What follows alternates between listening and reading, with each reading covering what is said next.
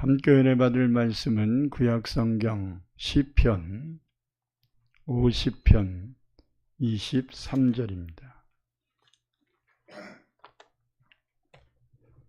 시편 50편 23절 우리 한 구절만 함께 합독해서 읽겠습니다. 시편 50편 23절 함께 합독합니다. 감사로 제사를 드리는 자가 나를 영화롭게 하나니 그의 행위를 옳게 하는 자에게 내가 하나님의 구원을 보이리라. 아멘. 하나님께 이경혜 목사님이 특송하시고 또 임영애 전사님이 50찬양으로 하나님께 영광을 돌리겠습니다.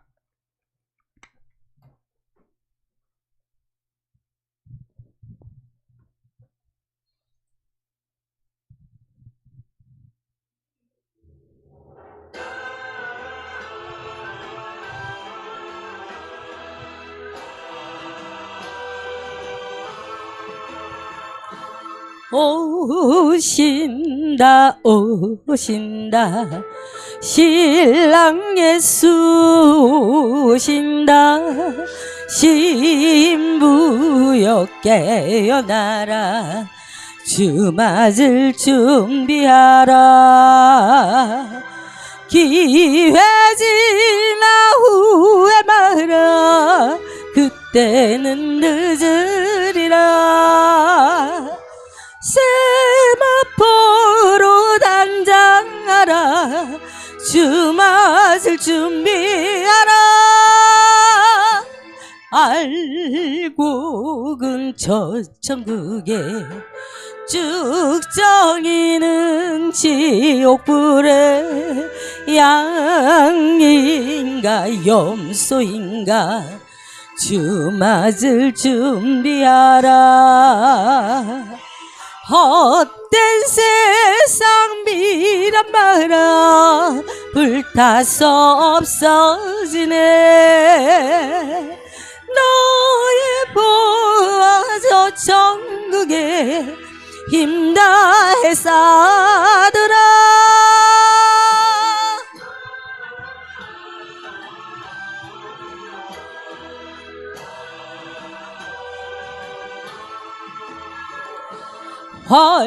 환난을 통과하라 내 십자가 바로 지라 고난은 잠깐이나 상급은 영원하다 잘하였다 착한 종아 주님이 안아주네 멸류관을 받았더니 흥겨운 잔치로다 잘하였다 착한 종아 주님이 안아주네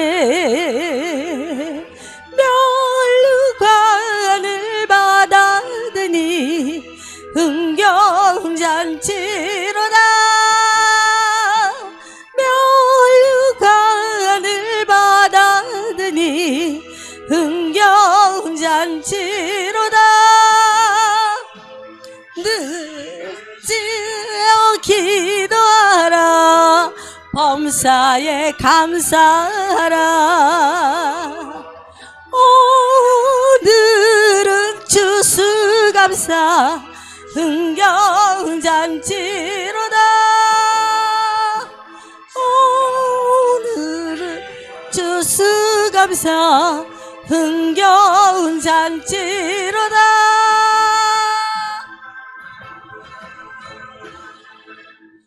오늘은 추수감사 흥겨운 잔치로다 아멘.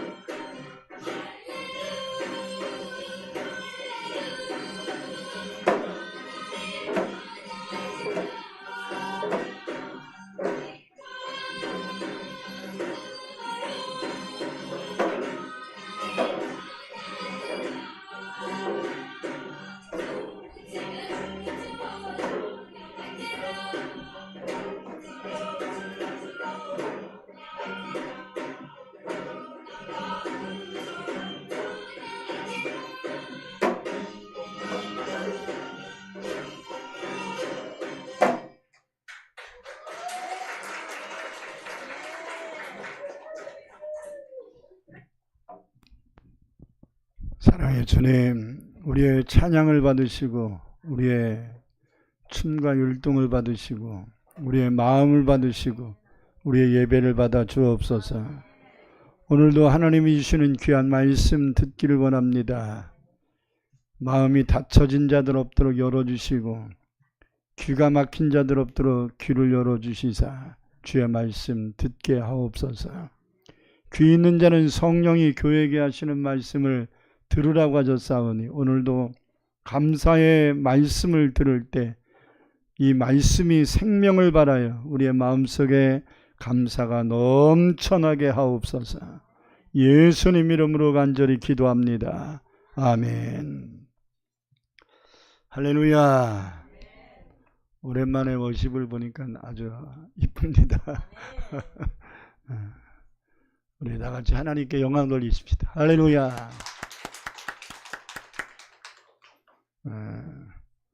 제가 공연이라든지 이런 것들 예배 시간에 잘 안 하게 합니다. 왜냐하면 자칫 잘못하면 공연한 사람이 영광을 받을 수 있고 그래서 예배에 손상이 갈 수도 있는 우려가 있어서 잘 안 하는데 우리 전사님은 원척 하나님께 점검받은 분이고 그리고 또 온 마음이 하나님께 드려지는 다윗이 법궤를 옮길 때 허리춤이 내려가도록 춤을 추면서 하나님께 영광을 돌렸던 것처럼 그 마음가짐을 가지고 하시기 때문에 이렇게 예배에 하나님께 큰 영광이 될 거다 이렇게 생각을 하고 저와 여러분에게 큰 은혜가 된 줄 믿습니다.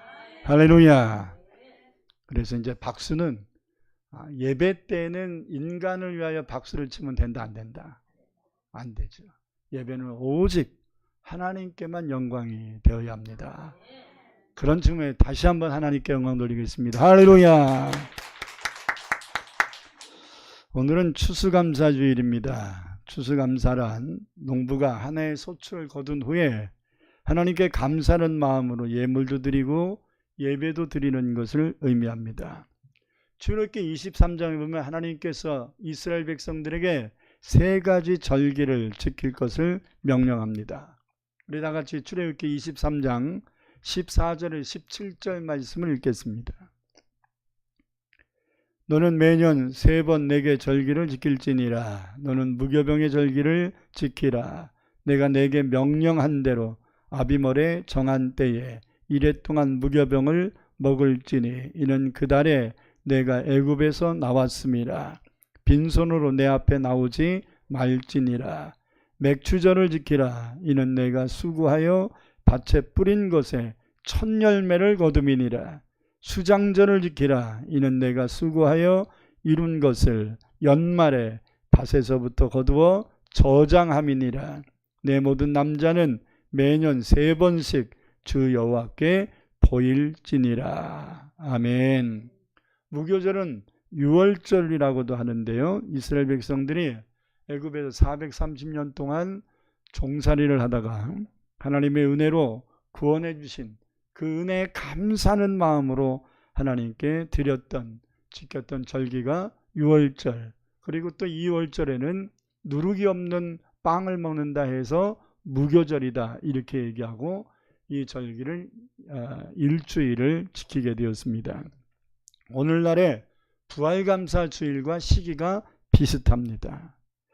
맥추절은 여름과일과 보리 추수에 대하여 감사하는 것이고 한 해의 첫 번째 추수라는 의미를 부여해서 초실절이라는 표현을 쓰기도 합니다.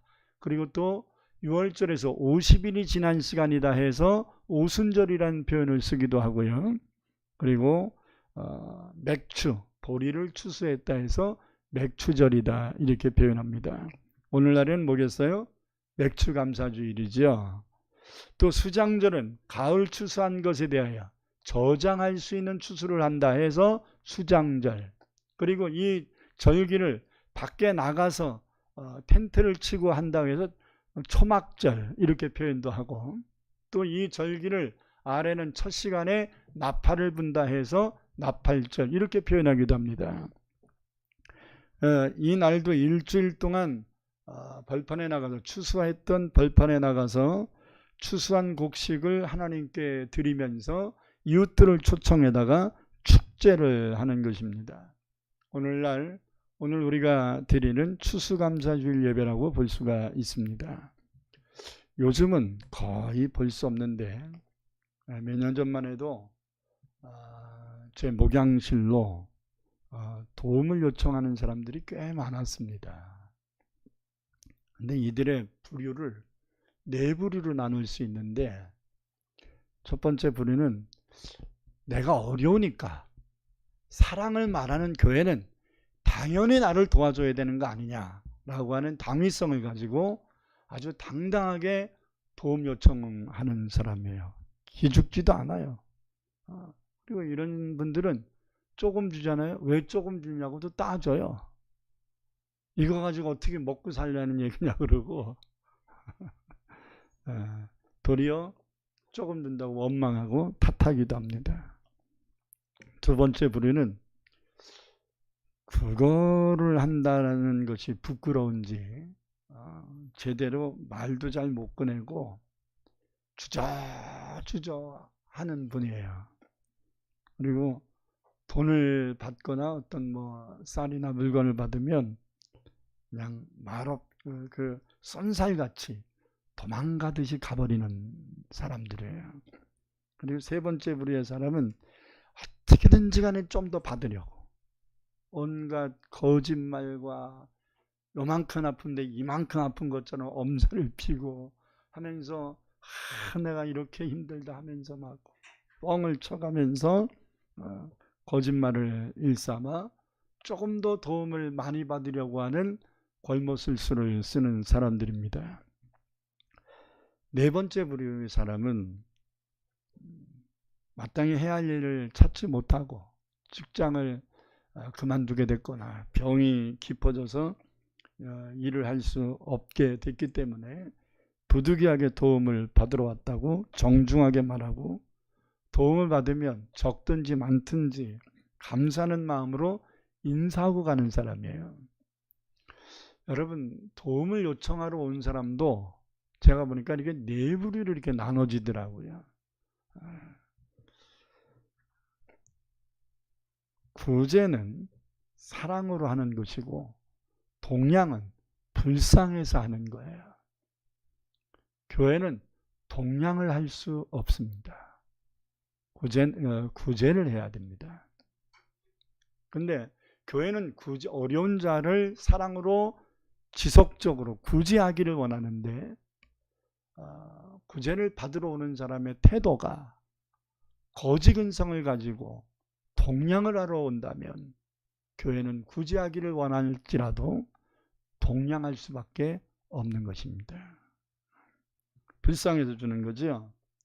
그래서 저도 어떤 사람은 불쌍해서 오죽하면 저렇게 거짓말까지 하겠나 하면서 줄 때도 있고, 또는 그들의 거짓말을 속아서 줄 때도 있고, 그런데 반 이상의 사람들은 정말로 사랑하는 마음으로 주게 될 때도 있습니다. 아마 하나님도 저의 마음과 비슷하지 않을까 이런 생각을 합니다. 우리가 하나님께 어떤 도움을 요청하는 기도를 할 때 우리는 어떤 자세와 마음을 가지고 할까라는 것을 생각하여 보게 됩니다. 하나님이 나의 기도를 들어주시는 것이 당연하다는 생각에 하나님 앞에 떼를 쓰는 사람들이 있습니다. 하나님 이거 응답 안 하시면 나 교회 안 갑니다.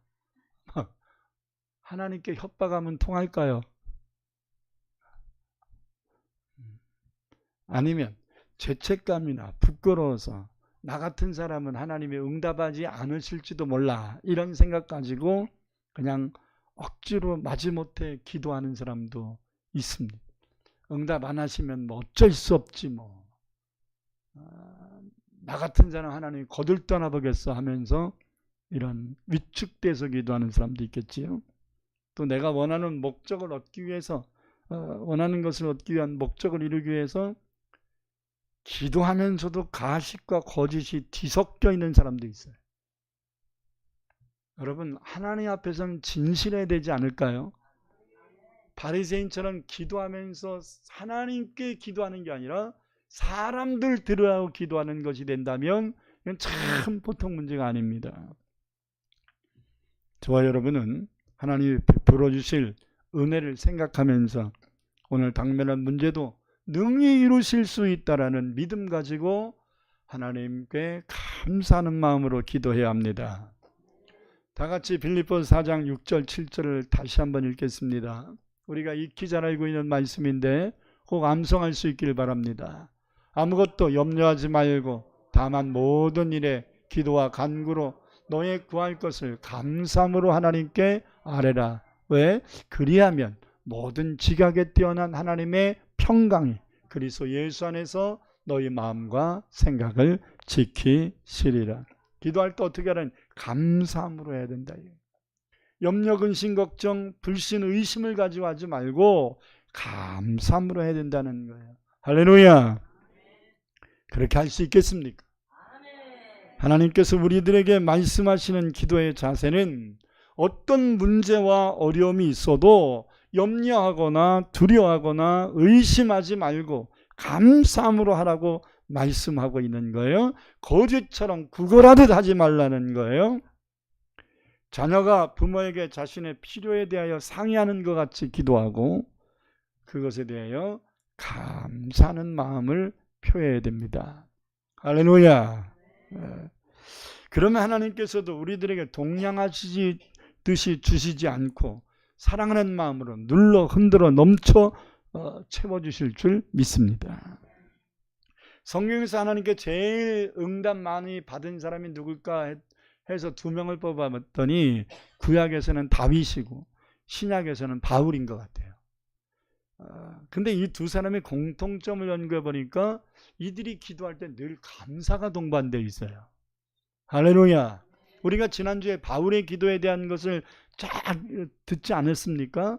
바울은 자기가 감옥살이 하고 있음에도 불구하고 에베소 교회나 빌립보 교회나 골로새 교회나 이 옥중서신 보내면서 다 감사를 표현하고 있는 기도를 하고 있지 않습니까?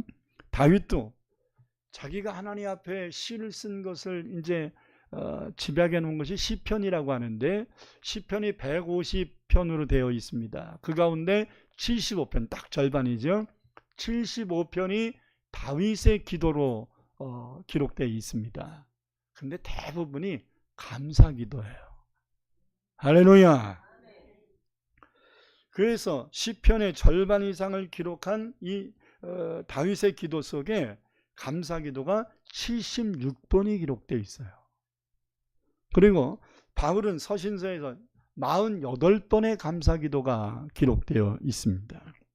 그만큼 하나님은 감사하는 사람에게 함께 하시고 감사하며 기도하는 사람들에게 응답을 주시는 거예요. 성경이 응답받았으니 감사하라 그런 겁니까? 감사함으로 기도하면 응답받는다는 겁니까? 근데 우리가 항상 뒤집혀서 하더라고요.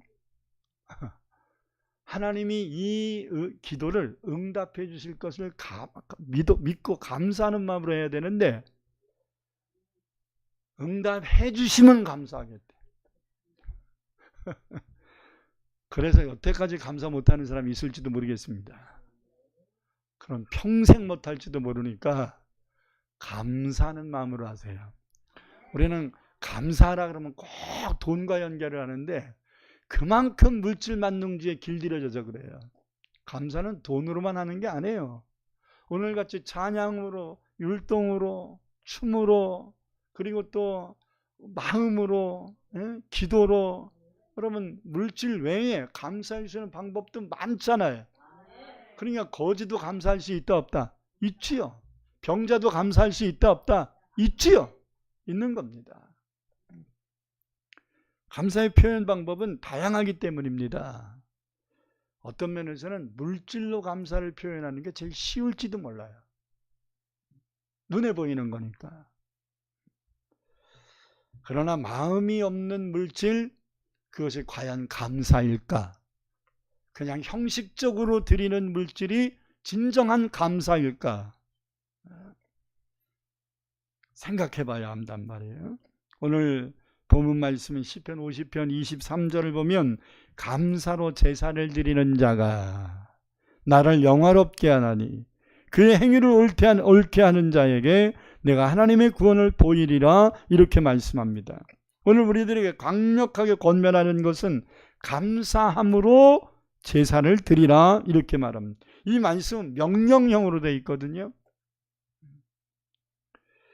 어떻게 하면 감사하는 사람이 될 수 있을까? 성경에는 감사라는 단어는 항상 명령을, 감사하는 자가 되라 막 이렇게 되어 있잖아요. 범사에 감사하라 막 이렇게 되어 있잖아요. 할렐루야. 감사는 해도 되고 안 해도 되는 선택의 문제가 아니라 해야만 하는 거예요. 하나님이 우리의 문제를 해결하기 이전에 우리에게 구원을 주셨잖아요. 돈으로 설명하는 게 제일 쉽겠죠. 내가 지금 필요한 10만 원은 아직 안 주셨는데 집을 주셨다면 10만 원 안 주신 것 때문에 속상하겠어요? 10만 원을 지금 안 주고 계셔도 에이, 집도 주신 분이 10만 원 안 주시겠어? 이렇게 생각하겠어요. 성경이 그렇게 얘기해요. 독생자를 주신 하나님이, 독생자를 죽이기까지 해서 우리를 구원하신 하나님이 너희를 위하여 무엇을 할 수 없느냐 이렇게 말해요. 아멘. 하나님은 구하는 자에게 좋은 것을 주시겠다 이렇게 말씀합니다. 그렇기 때문에 감사하는 마음으로 예배하는 것, 감사하는 마음으로 기도하는 것은 하나님의 명령입니다. 성경 골로새서 3장 15절에 18절을 보면 우리들이 감사하는 삶을 살기 위해서는 두 가지를 권면하는데요. 먼저 15절 한번 보겠습니다. 지난주에 읽었던 말씀이에요. 그리스도의 평강이 너희 마음을 주장하게 하라. 너희는 평강을 위하여 한 몸으로 부르심을 받았나니 너희는 또한, 여기서 또한이라는 것은 그러므로라는 접속사예요. 그러므로 감사하는 자가 되라. 이 말을 또한이라는 말을 그러므로라는 단어로 바꾼다면 어떤 말이 되냐면 그리스도의 평강이 너희 마음을 주장하게 해라. 하나님, 너희는 평강을, 그리스도께서 주시는, 하나님이 주시는 평강을 위하여 부르심을 받았기 때문에 그러므로 너희는 감사하는 자가 되라. 이런 말씀입니다. 자, 우리가 감사하는 사람이 되기 위해서 먼저 우리의 마음이 하나님이 주시는 평화가 있어야, 평강이 있어야 된다 이 말이에요. 아멘. 내 마음이 편해야 감사가 나오는 거지. 내 마음이 불편해서 미치겠는데 무슨 감사가 나오겠어요. 물론 믿음으로 할 수는 있겠으나 먼저 우리의 마음이 불안하지 않고 평안해야 합니다. 흔들리지 않는 평안이 우리의 마음을 주장할 때에 범사에 감사하며 살 수 있는 겁니다. 예수님께서는 그래서 우리에게 평안을 주시겠다 약속합니다. 요한복음 14장 27절을 보겠습니다. 평안을 너희에게 끼치노니 곧 나의 평안을, 예수님이 가지고 계시는 평안을 우리에게 주겠다 약속합니다. 계속 내가 너희에게 주는 것은 세상이 주는 불완전한 평안이 아니다. 그러므로 너희는 마음에 근심하지도 말고 두려워하지도 말라. 세상이 주는 평안은 환경에 영향을 받습니다. 그리고 일시적이고 조건적이고 부분적입니다. 그러나 하나님이 주신 평안은 환경에 영향을 받지 않고 영원하고 무조건적이고 충만합니다. 이런 하나님의 평강을 공급받기를 축원합니다. 우리 찬송가 112장 4절을 함께 부르십시다. 이 땅 위에 험한 길 가는 동안 참된 평화가 어디 있나. 우리 모두 다 예수를 친구 삼아 참 평안을 누리겠네. 아멘.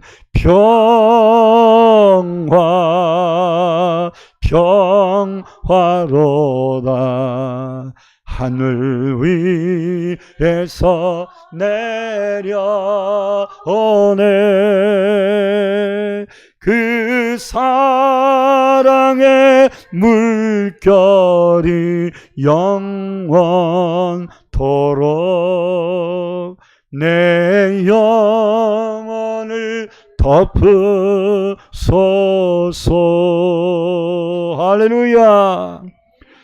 한 절만 더 하십시다. 찬송가 408장 1절. 나 어느 곳에 있든지 늘 마음이 편한, 누가 주신 거예요?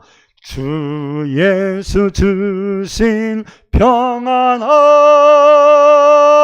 늘 충만하도다.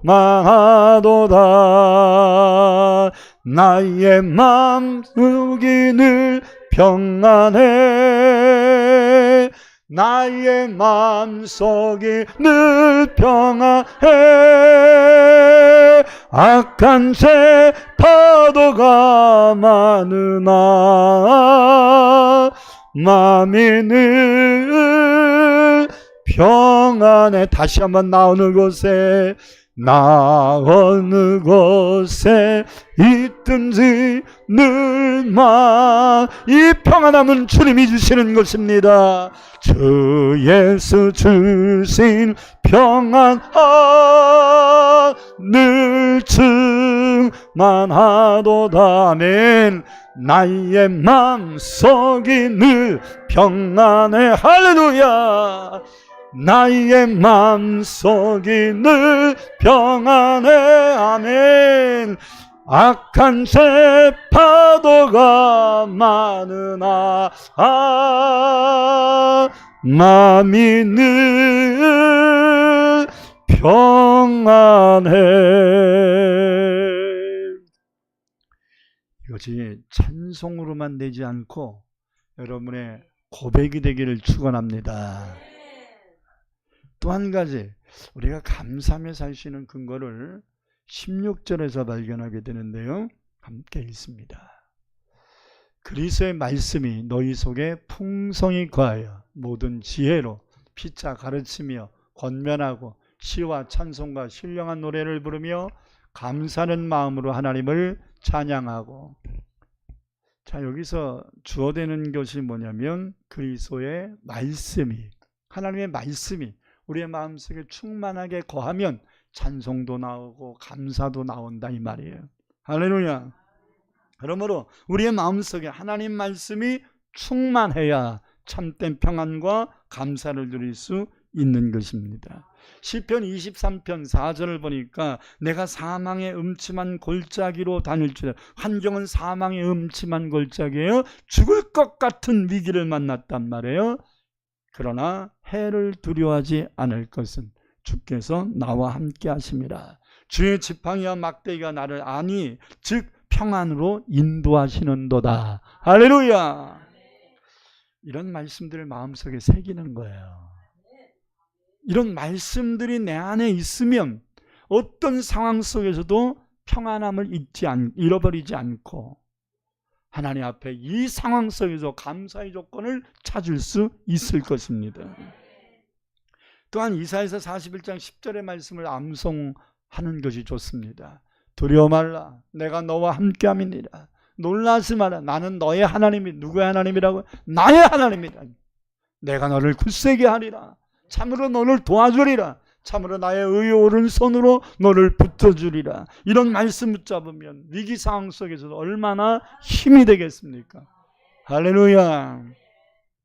그래서 저는 어려운 문제들을 만나면요, 옛날에는 어떡하지 하고서 가슴이 덜컥 내려앉고 막 그랬는데 요즘은 하나님이 또 무슨 은혜를 주시려고 또 이러시나, 그래서 웃음이 나와요. 할렐루야. 지난 우리가 둘째 주 토요일 날 이곳에서 이전 감사 예배 드리지 않았습니까? 이전 예배를 토요일 날 드렸는데 주일 날 난리가 났어요. 우리 이경혜 목사님 동생이 예배 드리러 왔었잖아요. 집에 간 다음에 쓰러졌어요. 그래서 중환자실 들어갔다는 거야. 그래서 주일날 중환자실에 갔대. 그리고 또 며칠 전에 죽은 우리 조카가 위기 상황으로 가서 죽었습니다마는 그래서 천국 보냈지요. 뭐 이런저런 일들이 막 그냥 동시다발적으로 발생하는데 적지 않게 놀랐습니다.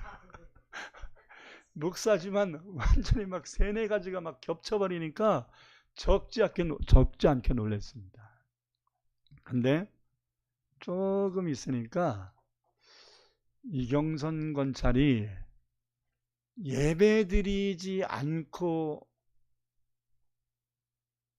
중환자실 간 게 아니라 예배를 드리고 간 거 아니냐. 그죠? 노파심이 있었어요. 괜히 예배 드리러 왔다고 또 가족들이 다 시험 드는 거 아닌가. 왜 성남에서 예배 드리러 왔으니까 성남에서 부천까지 가가지고 예배 드리러 가지고 무리를 해가지고 쓰러지게 하냐. 막 이런 얘기가 들리지 않나. 이런 생각까지 우려를 했어요.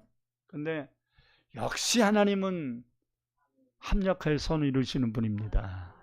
도리어 쓰러진 것 때문에 여태까지 왜 자꾸 쓰러지고 왜 뇌에 이상이 생기는가에 대한 원인 규명을 못하고 막연한 치료를 해왔었는데 이 의사가 발견을 한 거예요. 이번에 쓰러진 것 때문에 원인 발견을 했어요. 원인이 발견됐다면 치료도 됩니다.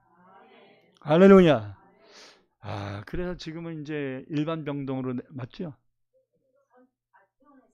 퇴원했습니까?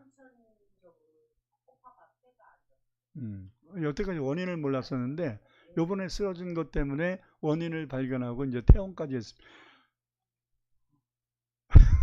이 목사님 내 하나가 죽어가지고 뭐 저기 한대요. 하나님이 다 보호하시고 지키시는 줄 믿습니다. 그래서 말씀이 중요해요. 말씀. 저는 외롭고 힘들 때 요한복음 14장 18절의 말씀을 마음에 두고 기도합니다.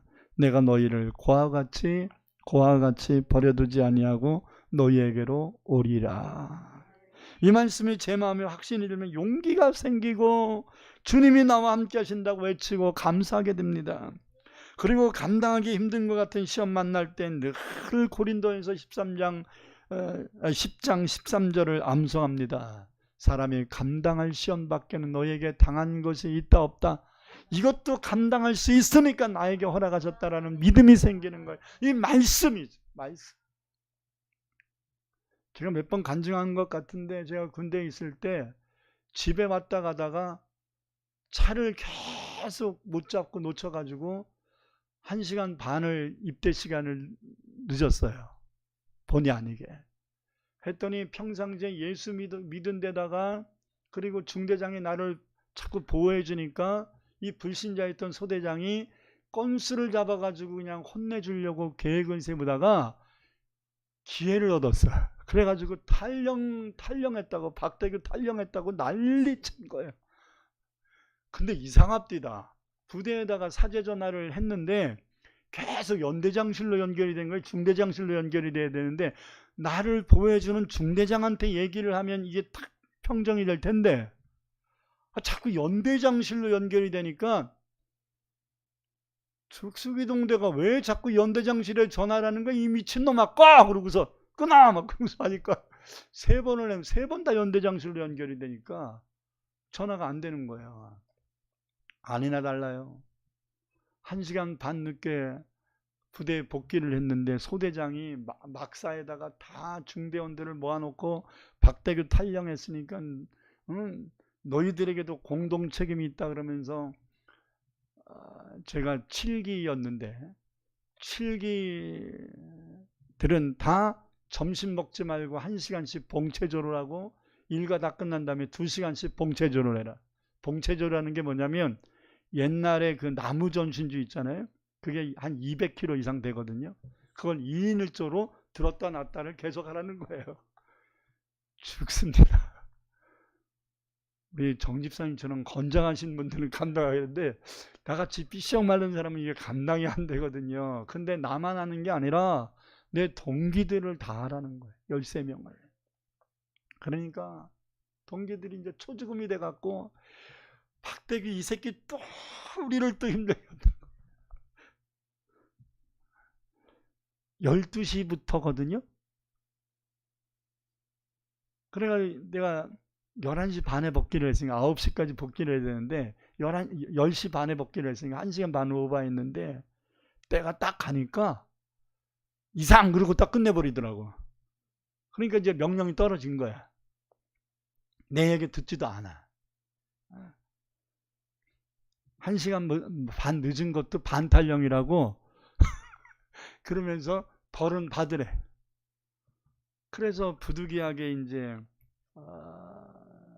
그 우리 중대에게 맡겨진 이런 여러 가지 소임을 오전 시간에 이제 하면서 하나님 앞에 기도를 했습니다. 하나님, 내가 고의적으로 늦은 게 아닌 거 아시지 않습니까? 이런 부득이한 사정을 하나님도 아시지 않습니까? 하나님이 고린도전서 10장 13절에 감당치 못할 시험 허락하지 않는다고 했으니 하나님 피할 길을 주시든지 감당할 수 있게 하셔서 합력할 선을 이룰 수 있게 하여 주시옵소서. 나를 혼내려고 하는 저 소대장이 나한테 감정이 있는 것 같은데 하나님, 저 소대장 하나님이 살아계심을 입증시켜 주십시오. 그랬어요. 그랬더니 여러분 딱 15분 남겨놓고 11시 45분에 중대장이 호출이 왔어요. 중대장실 갔더니 박대규 이 시간부로 파견. 그래가지고 다른 데로 파견 근무를 가는 거야. 그러니까 나 때문에 우리 동기들이 봉체전을 하루 종일 하게 생겼는데 내가 파견을 갔는데 누구를 벌줄 거예요. 그래가지고 파견 받기 위해서 짐을 싸고서 이제 들고 오는데 이제 12시가 다 돼 가니까 이제 중대원들이 보람찬 하루해를 막 그러면서 노래를 부르면서 이제 군가를 부르면서 오는데 내가 이제 짐을 싸고 다른 데를 가고 있으니까 소대장이 불렀어. 박대규, 너 어디 가? 그래서 내가 씩 웃었죠. 좀 약 올르라고.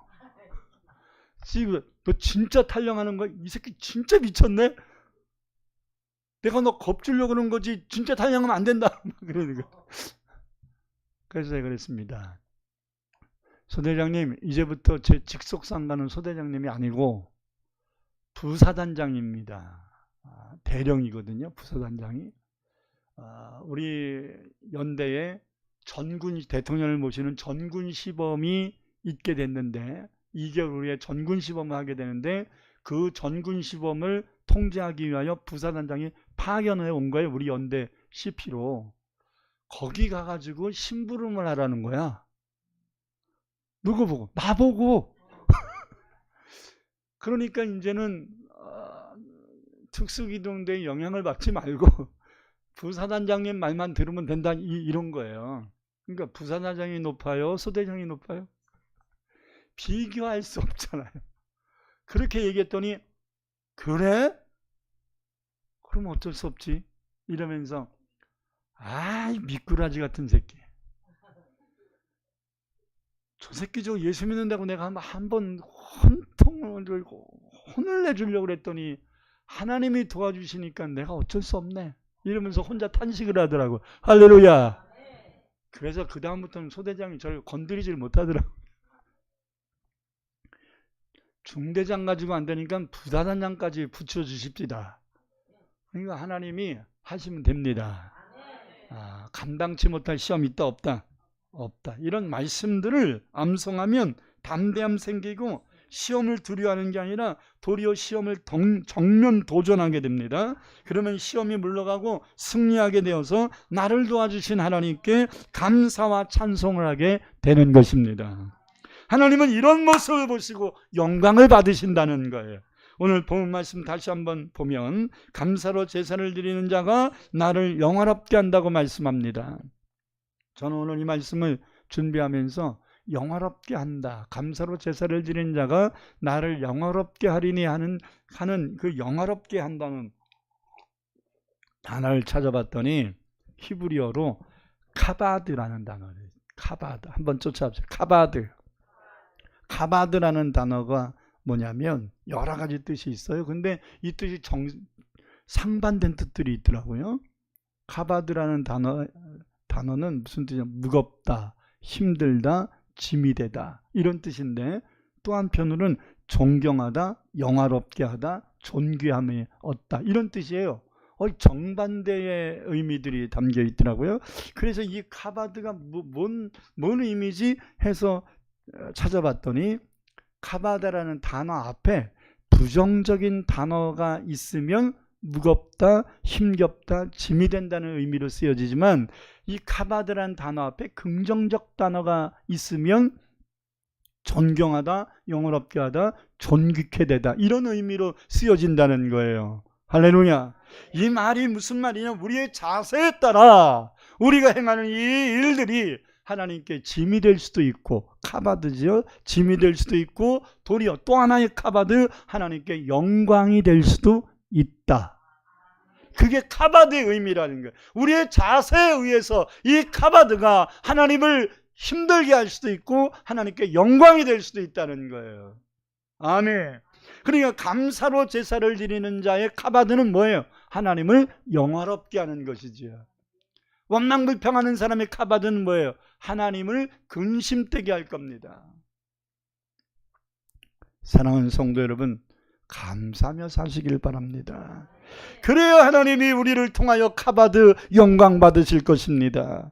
만일 우리가 원망하고 있거나 불평하고 산다면 그로 인하여 하나님의 마음은 카바드 하실 것입니다. 무거워지실 거예요. 그래서 감사하는 것이 그냥 되는 게 아니라 제사를 드리는 것 같이 해야 된다. 감사로 제사를 드리는 자가, 이렇게 얘기하잖아요. 그래서 제사를 드리는 것 같은 자세가 필요하다는 말씀이에요. 다시 한번 읽읍시다. 감사로 제사를 드리는 자가 나를 영화롭게 하나니 그의 행위를 옳게 하는 자에게 내가 하나님의 구원을 보이리라. 사랑하는 성도 여러분, 어떠한 환경 속에서도 하나님께 감사하며 사는 자가 되어 보십시오. 하나님이 영광을 받으시고 우리들에게 환경을 이길 수 있는 능력과 은혜를 보게 하실 줄 믿습니다. 우리가 잘 아는 다니엘은 자신을 모함하는 자들이 파놓은 함정에 빠지게 됐습니다. 그래서 그는 사자의 굴에 들어갈 수밖에 없는 운명에 처합니다. 그래도 그는 감사함으로 정면 돌파합니다.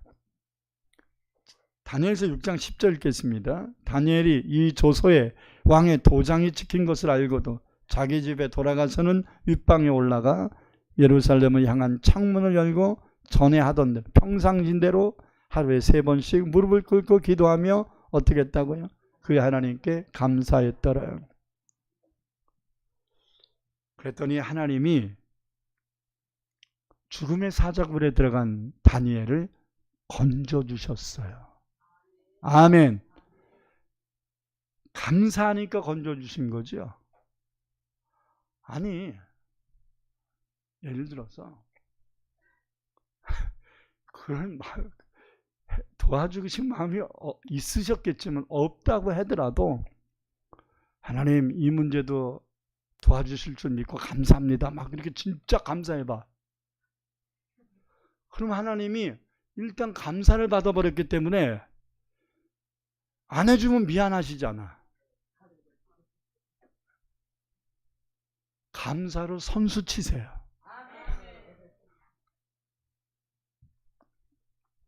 회사하면 천사를 급파하셔서 사자들의 입을 통하여 다니엘을 살게 하시고 도리어 그를 모함하고 죽이려고 했던 사람들이 사자굴 속에 쳐넣어 몰살당하게 하셨던 것입니다. 그래서 하나님의 구원을 보여주겠다고 하신 말씀을 이루어 주신 것입니다. 이런 기적과 은혜는 감사하며 사는 저와 여러분에게도 보여주실 줄 믿습니다. 오늘은 추수감사주일인데 추수감사의 유래는 청교도들이 신대륙인 미국에 들어가서 감사하며 예배한 것에 있습니다. 그들은 3가지 감사를 했는데요. 첫째는 자신들이 메리 여왕을 비롯하여 캐톨릭 신자들에게 신앙의 억압을 받은 곳에서 이렇게 신대륙에 와서 마음껏 자유롭게 신앙생활 해주신 것에 감사했고요. 두 번째는 정적이 될 수밖에 없었던 인디안 원주민들에게 도움을 받아가지고 씨앗을 얻게 돼서 농사를 질 수 있는 것에 대해서 감사를 했습니다. 그리고 세 번째는 비록 적은 소출이지만 귀한 소출을 거두게 된 것에 대하여 감사한 것, 이것이 추수감사의 효시가 된 것입니다. 오늘 여러분들은 지난 한 해를 생각하며 무엇을 감사하려고 하십니까? 혹시 마음이 무겁지는 않습니까? 주신 것에 감사하려고 하지 않고 안 주신 것만 탓하고 계시지는 않습니까?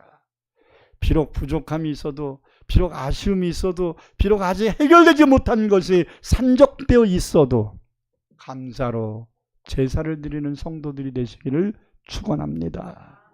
지난주 설교 때 소개했던 오프라 윈프리가 날마다 감사 일기를 썼던 것 같이 오늘도 하나님께 주어진 삶 속에 감사할 수 있기를 바랍니다.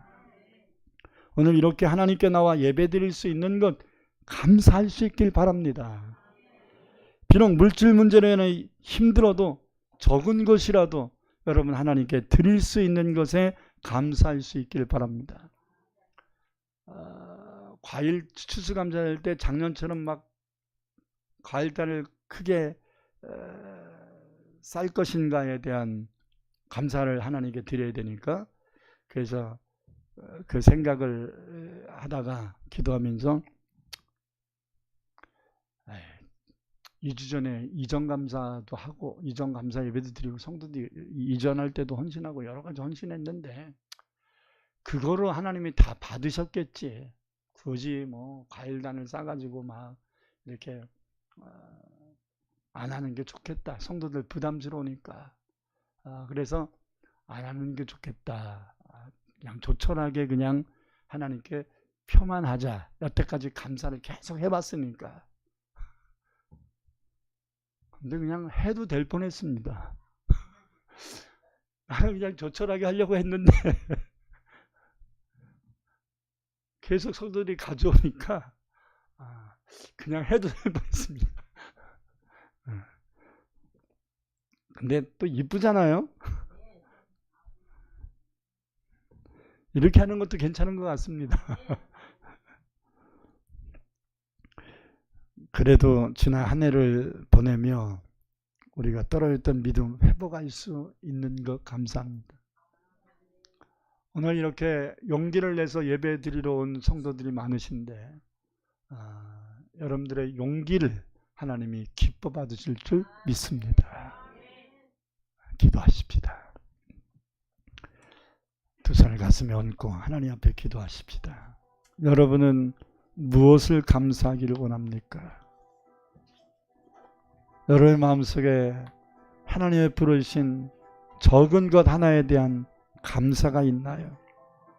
길 가다가 들풀 하나를 보면서 하나님이 저것도 내 마음 기쁘게 해주시려고 저것에 심어주신 것이구나, 이런 생각은 들지 않습니까? 저녁 노을을 보면서 하나님 내 마음 기쁘게 해주시려고 저 아름다운 저녁 노을을 펼쳐주셨구나, 이렇게 생각된 적은 없습니까? 적은 문제 해결될 때 비록 큰 문제가 해결되지 않았어도 이것을 보니 하나님이 일을 시작하고 계시는구나, 감사하다, 이런 생각 들지 않습니까? 혹시나 우리의 마음에 감사를 잃어버렸다면 이 시간 감사를 회복할 수 있게 달라고, 우리가 보는 것이 자꾸 원망불평거리만 보이다면 하나님 내 보는 눈을 바꿔달라고 우리 통성으로 하나님 앞에 기도합시다. 주여, 할렐루야. 나의 아버지 하나님 감사합니다.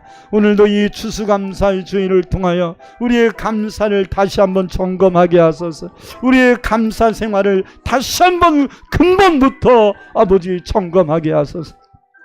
죽어도 벌써 죽을 수밖에 없는 인생이었습니다. 하나님, 넘어져도 수십 번 수백 번 넘어질 수밖에 없는 인생이었습니다. 그러나 하나님이 우리를 여기까지 인도하셨습니다. 오늘 이 자리에 나와 예배하게 하셨습니다.